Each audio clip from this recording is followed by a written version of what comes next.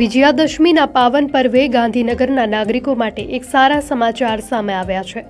મુખ્યમંત્રી ભૂપેન્દ્ર પટેલના માર્ગદર્શનમાં ગાંધીનગર મેટ્રો રેલની કામગીરી વધુ વેગવાન બની છે અને આજે સચિવાલયથી મહાત્મા મંદિર સુધીનો ટ્રાયલ રન સફળતાપૂર્વક પૂર્ણ કરવામાં આવ્યો છે।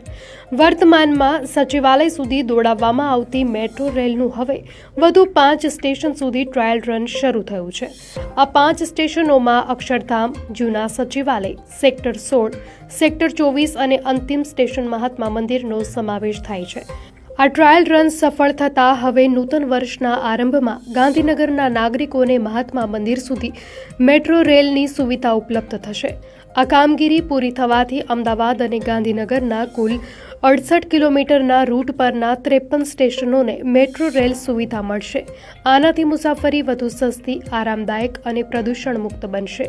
મુખ્યમંત્રી ભૂપેન્દ્ર પટેલના સતત મોનિટરિંગને કારણે આ કામગીરી ઝડપથી પૂર્ણ થઈ રહી છે।